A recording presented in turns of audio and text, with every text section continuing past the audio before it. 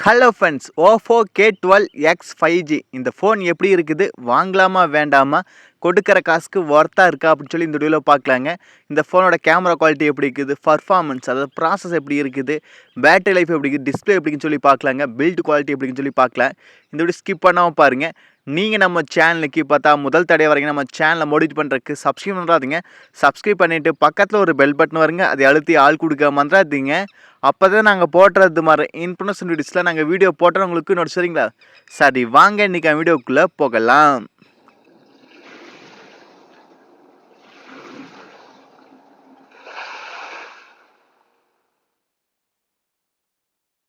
First இந்த ஃபோனோட அன்பாக்சிங்கை பற்றி பார்த்துலாங்க சரிங்களா. ஃபஸ்ட்டு ஓப்பன் பண்ணோன்னா நம்மளுக்கு ஃபோன் கொடுத்துக்கிறாங்க, அப்புறம் கேஸ் இருக்குது, இது மாதிரிலாம் இருக்குது. அது சிம் எஜெக்ட் இருக்குது, கேஸ் இருக்குது, அப்புறம் நம்மளுக்கு சார்ஜர் இருக்குது, ஃபோன் இருக்குது ஓகேங்களா.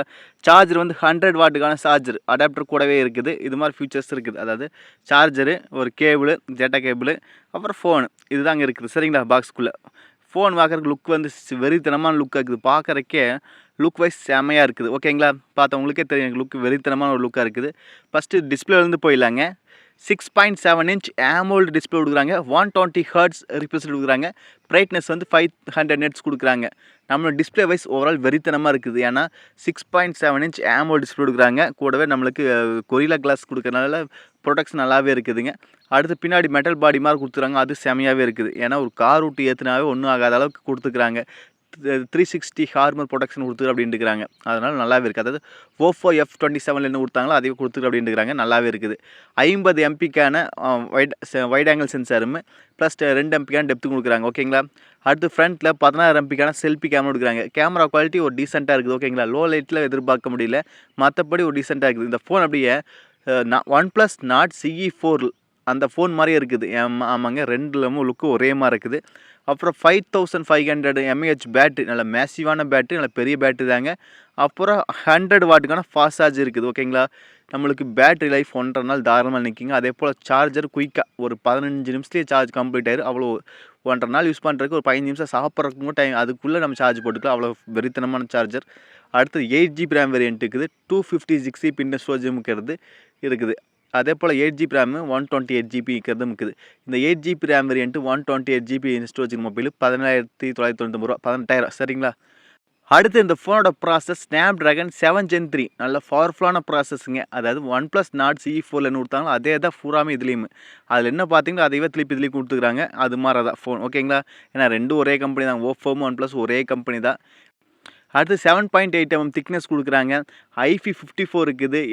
Android 14 ரன் ஆகுது. 5G சப்போர்ட் இருக்குது. NFC இருக்குது. அதே போல் நம்மளுக்கு டிஸ்பிளே ஃபிங்கர் பிரிண்ட் சென்சாரும் இருக்குது. இது மாதிரி ஃபியூச்சர்ஸ் நிறையாவே இருக்குதுங்க. இது ஃபோனோட ப்ளஸ் பாயிண்ட் தான் சொல்லிடுறாங்க. அதாவது OnePlus Nord CE4 லுக் அப்படியே இருக்குது. ரெண்டும் ஒரே மாதிரி நேம், அதாவது லோகோ மட்டும் மாறிக்குது. அது OnePlus, இது ஓப்போ ஓகேங்களா. டிஸ்பிளே வைஸ் நல்லா இருக்குது. கேமரா வந்து லோ லைட்டில் கொஞ்சம் டல்லாக இருக்குது. அடுத்தது நம்மளுக்கு பேட்டரி லைஃப் நல்லாவே இருக்குது. ப்ராசஸ் ஒரு நல்ல பவர்ஃபுல்லான ப்ராசஸ் ஓகேங்களா. இதெல்லாம் சேர்ந்தது தான் நம்மளுக்கு ஓப்போ K12X சரிங்களா.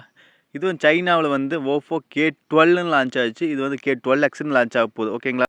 இந்த ஃபோனு அண்டர் 20Kக்குள்ளே வந்துச்சுன்னா ஒரு நல்ல ஃபோனே சொல்லுவேங்க. ஆனால் இது 21,000 அந்த ரேஞ்சில் வர வாய்ப்பு இருக்குது நம்ம இந்தியன் மார்க்கெட்டில். சைனாவில் வந்து 18,000 அப்படியே நிற்கிதுங்க. நம்ம ஏரியாவில் வந்து அதிகமாக வர வாய்ப்பு இருக்குது, ஏன்னா டேக்ஸ்லாம் இருக்குது.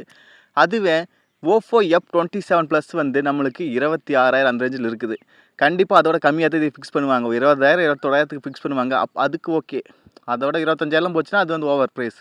ஒரு 18,000 20,000 வந்துச்சுன்னா ஒரு ஓகேவான ப்ரைஸு. வெயிட் பண்ணி பார்ப்போம். உங்களுக்கு இந்த ஃபோன் எப்படின்னு சொல்லி கண்டிப்பாக கன்பாஸ் சொல்லுங்கள். நீங்கள் நம்ம சேனலுக்கு பார்த்தா முதல் தடவை வரைக்கும் நம்ம சேனலை மோடிட் பண்ணுறதுக்கு சப்ஸ்கிரைப் வந்துடாதீங்க. சப்ஸ்கிரைப் பண்ணிவிட்டு பக்கத்தில் ஒரு பெல் பட்டன் வருங்க, அதை அழுத்தி ஆள் கொடுக்க மறந்துடாதீங்க. அப்போ தான் நாங்கள் போடுறது மாதிரி இன்ஃபர்மேஷன் வீடியோஸில் நாங்கள் வீடியோ போட்டோன்னா உங்களுக்கு நோட் சரிங்களா. மீண்டும் ஒரு நல்ல படி சந்திப்பன் பை. Take care.